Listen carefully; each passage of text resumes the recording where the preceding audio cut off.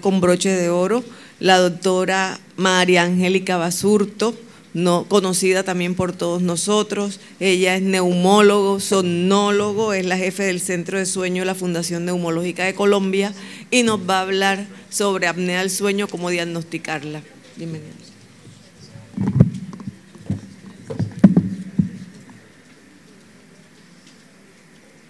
Bueno, muchas gracias por la invitación y gracias a todos ustedes por estar acá un sábado a mediodía. Vamos a hablar algo del diagnóstico de una de las enfermedades más prevalentes en la consulta general y particularmente en la de neumología. No tengo ningún conflicto de interés con respecto a esta conferencia y lo que vamos a hacer en los próximos 20 minutos es hablar un poco de las generalidades de la apnea del sueño, cómo hacemos el diagnóstico clínico, qué tipo de estudio necesitamos para confirmar el diagnóstico. Me voy a enfocar un poco en el papel de los estudios simplificados y en algo de estos modelos. Para recordar, la definición de la enfermedad es la presencia de episodios repetidos de obstrucción que puede ser parcial o total de la vía aérea durante el sueño. Y estos episodios de obstrucción lo que hacen es generar desaturación intermitente y fragmentación del sueño. Muy importante, la enfermedad la clasificamos y la definimos por un índice, que es el índice de apnea-hipopnea, que no es más que el número de apneas e hipopneas que hacemos por hora de sueño. Esta es la definición de la Academia Americana de Medicina del Sueño: tener un índice de apnea e hipopnea más de 15 por hora o tener un índice más de 5 con algunos de los síntomas más frecuentes que son somnolencia diurna, despertar con ahogo y pausas respiratorias. Y la severidad la clasificamos de acuerdo a este índice en leve, ustedes lo ven acá, moderado entre 15 y 29 y severo más de 30. Y es muy importante porque de acuerdo a este índice hacemos el tratamiento. Aquí vemos gráficamente cómo es un flujo respiratorio normal, cómo se cierra parcialmente la vía aérea disminuyendo el flujo y generando alertamientos y desaturación, y la obstrucción total, que son ya apneas, ausencia total del flujo con esfuerzo respiratorio. ¿Por qué la enfermedad es tan importante? Porque la prevalencia es muy alta. Si ven en esta gráfica, en los primeros años de reporte de la prevalencia de la enfermedad hablábamos de un 2 al 4% en hombres y en mujeres, y en los últimos estudios hemos visto que el índice de apnea y hipopnea mayor de 5 por hora puede llegar a valores tan altos como ustedes ven acá. Y si agregamos la somnolencia diurna, aunque baja un poco, realmente las cifras de prevalencia son muy altas. Y además es una enfermedad que reduce la calidad de vida, que aumenta el riesgo de complicaciones cardiovasculares y que aumenta el riesgo de tener accidentes de tránsito o laborales, y que aumenta el costo de servicios en salud. Y esa es la importancia de diagnosticarla y tratar la enfermedad. ¿Cuáles son los factores de riesgo? Les voy a mencionar los más importantes: el hecho de ser hombre, por la anatomía faríngea, porque hay factores hormonales que tienen algunas incidencias en la vía aérea, la edad.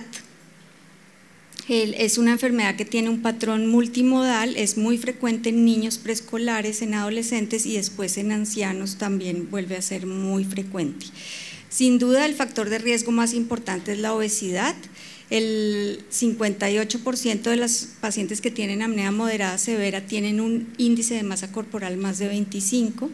Y sabemos claramente que la ganancia o la pérdida de peso tiene una incidencia muy importante en el índice de apnea y hipopnea. La distribución de la grasa también es muy importante, si la obesidad es central o de otro tipo, y algunos otros factores de riesgo. Factores anatómicos como la retrognatia, como paladares ojivales, como aumento del tamaño de las amígdalas.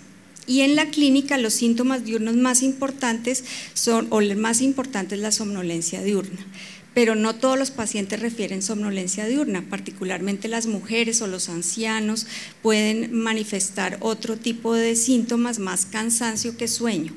Pero también hay otros síntomas como despertar, cefalea matutina, sentir fatiga, falta de concentración, irritabilidad y cambios de humor.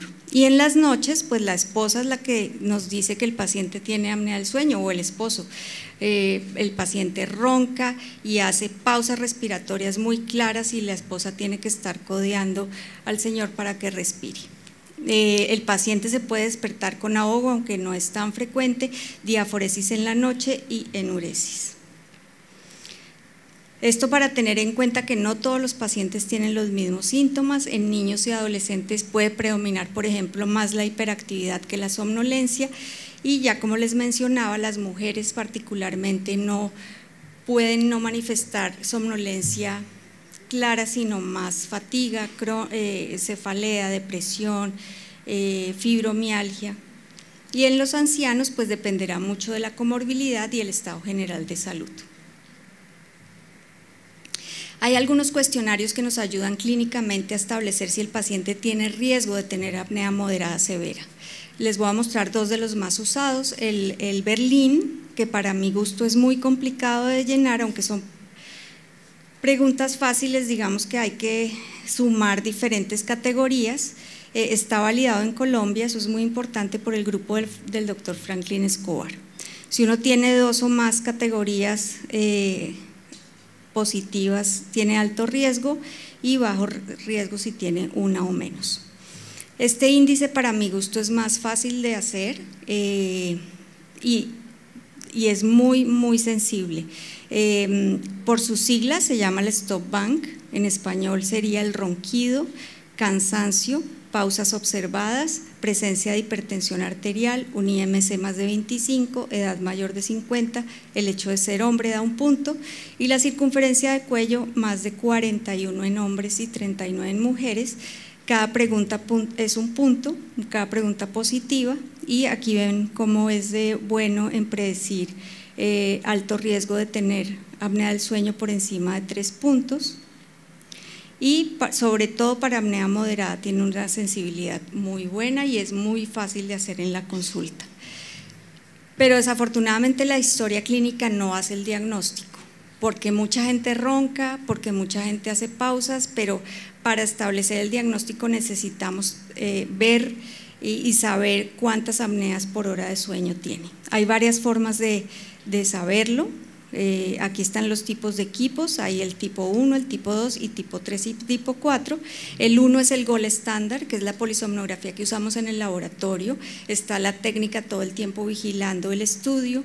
Tiene, a pesar de ser vigilado y tan completo y con tantos canales, la sensibilidad alcanza el 88%, y el primer estudio en general, si es negativo y yo sospecho mucho la enfermedad, pues no excluye del todo la presencia de apnea del sueño. Tiene el problema que tiene muy alto costo y que es un estudio técnicamente complicado que requiere una infraestructura especial y un personal técnico altamente capacitado. El tipo 2 es el mismo equipo que usamos en el laboratorio, pero no supervisado, lo podemos hacer en la casa o en el hospital. Por ejemplo, pacientes que estén en su cama del hospital lo podemos llevar. Hay varios equipos de estos, este es uno de ellos y este es otro. Y pensaría uno que siendo tantas conexiones no sería tan fácil hacerlo no supervisado. Nosotros hace unos años lo venimos haciendo en la casa del paciente y quisimos ver si realmente estábamos teniendo fallas técnicas o de desconexión, y realmente aquí pueden ver que en bastantes pacientes la falla del equipo fue muy baja, o sea que es una alternativa válida hacerlo en la casa de los pacientes. El tipo 3 son los equipos simplificados. En general tienen estos 4 canales: flujo, esfuerzo, oximetría y frecuencia cardíaca. Son muy fáciles de usar, estos son los 2 equipos que nosotros usamos. El paciente viene al laboratorio, se le da una pequeña instrucción de cómo se lo pone en su casa, se lo lleva y él se lo instala en la noche. Tiene varias ventajas: el paciente duerme en su casa, son muy pocas conexiones. Obviamente tiene la desventaja que depende del aprendizaje del paciente o que se desconecte alguna de las señales, y como son tan pocas, como ustedes pueden ver acá, el ronquido derivado de la cánula, el flujo, el esfuerzo, una banda, y la oximetría, pues con una de estas señales que se pierda, pues nos toca repetir el estudio. En general en la literatura tenemos un 10% de necesidades de repetir estudios por desconexión. Y el tipo 4 son mínimo un canal. La oximetría, por ejemplo, sería un estudio tipo 4 que no se recomienda para el diagnóstico de apnea del sueño. Hay otros que solamente es flujo, o algunos equipos que miden la tonometría arterial periférica han sido validados para diagnosticar apnea del sueño. Este es un termistor que se pega en la nariz y es un método súper simplificado de ver la apnea del sueño, y este es el que les mencionaba de la tonometría arterial. ¿Qué debemos saber de los equipos portátiles? Que están validados, que la correlación entre el índice de apnea y hipopnea que dan estos equipos y la polisomnografía es bastante bueno, pero también hay que saber que han sido validados en poblaciones que tienen alta probabilidad de tener apnea del sueño, que no han sido validados en pacientes con comorbilidades significativas, y que siempre debe hacerse una lectura manual y no basarse en la automática. ¿Y por qué se inventaron la poligrafía? Porque se dieron cuenta que para ver estas apneas realmente no se necesitan todos estos canales, nadie hace en general apneas despierto, entonces ver esto simplemente nos diagnostica la enfermedad. ¿Y a quiénes podemos llevar a estudios simplificados? A pacientes que sospechamos clínicamente que tienen apnea severa. Eso es el grupo en el cual podemos usar estos equipos. Entonces, la presencia de somnolencia diurna y una de estas 4 hace que el paciente muy probablemente tenga apnea y podamos llevarlo a una poligrafía. Datos claves de esto es para diagnosticar, no para descartar. Entonces, si yo de pronto creo, pero es flaco, pero no tiene sueño, pero ronca a veces, pues no es el candidato. En poblaciones de alta prevalencia debe estar combinado con cuestionarios validados, los 2 que les mostré, pero hay otros, y en niños hay otros. Y lo que les decía, estos equipos han sido validados en pacientes con mínimas comorbilidades, entonces hay que tratar de usarlos en pacientes que no tengan mucha comorbilidad, sobre todo respiratoria. ¿En quién no? Lo que les decía, en pacientes con baja probabilidad o en pacientes con otra condición. Estamos sospechando, tiene somnolencia, pero tiene cataplegia, pero es adolescente, pero se acuesta muy tarde. Esas son otras condiciones del sueño que no pueden ir a una poligrafía. Por ejemplo, epilepsia durante la noche, si estamos sospechándola, o trastorno comportamental del REM, el anciano que le pega a la mujer todas las noches en medio de una pesadilla, pues estos no son entidades en las que podamos usar una poligrafía.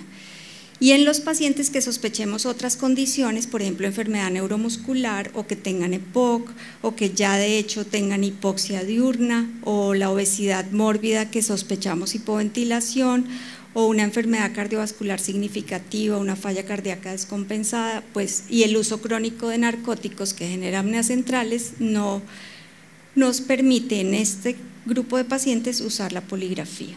Este es las recomendaciones de la Academia Americana del Sueño, en donde nos hace como un resumen de en quién usar poligrafía y nos recuerda que solo un médico puede diagnosticar enfermedades médicas, que la necesidad y pertinencia de una poligrafía debe estar basada en una historia clínica, en un examen físico,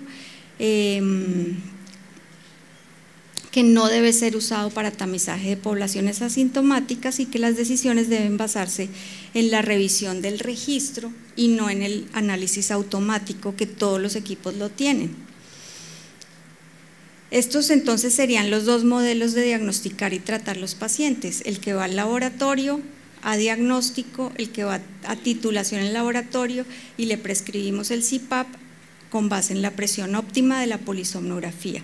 Pero este modelo simplificado, en donde diagnostico la apnea con un monitor portátil, en donde titulo el CPAP con un auto-CPAP en la casa y le prescribo el CPAP en base o con base en la presión 90, también es válido. ¿Y por qué hacer modelos diferentes? Porque la prevalencia ustedes ya la vieron y las complicaciones las sabemos, y sabemos que tratar los pacientes disminuye la mortalidad. Entonces, si esperamos que el paciente tenga la cita de la polisomnografía en 6 meses y el CPAP en 2 años, estamos perdiendo de pronto un tiempo importante. El acceso al diagnóstico, ustedes saben que cuando lo hacemos por polisomnografía no es tan fácil, tiene listas de esperas prolongadas, son exámenes costosos. Este es un ejemplo en la Fundación Neumológica. En el año pasado, si un paciente pedía la cita para la polisomnografía diagnóstica, se la daban para 173 días después. Y si era severo, por ejemplo, y el médico le pedía CPAP, se demoraba 170 días más. Entonces, el resultado ya diagnosticado y tratado para formularle el CPAP pasaba a 1 año. Los desenlaces de los modelos simplificados, o sea, varios estudios, acá hay 3 nomás, pero hay muchos en los cuales nos demuestra que los desenlaces que necesitamos son iguales: mejoría en calidad de vida, mejoría en EPORT, mejoría en adherencia CPAP y satisfacción, siendo en algunos estudios la satisfacción mejor del diagnóstico y tratamiento en casa, son iguales. Entonces da lo mismo en estos desenlaces fuertes. En costo, la poligrafía obviamente es más barata, pero a veces al que hace el estudio le sale un poco más costoso, porque si la poligrafía es negativa y yo tengo una sospecha clínica alta, tengo que hacer una polisomnografía, no me puedo quedar, la poligrafía fue negativa y ya. Este es el flujograma que seguimos en la neumológica, y lo que hacemos es clasificar los pacientes si tienen en baja, intermedia o alta probabilidad clínica. Si va alta y no tiene comorbilidad, va a poligrafía. Si es baja o tiene comorbilidad o es muy viejo, 70 años, va al diagnóstico en el laboratorio. Y si es intermedia o tiene alguna comorbilidad controlada, digamos, lo llevamos a polisomnografía en la casa.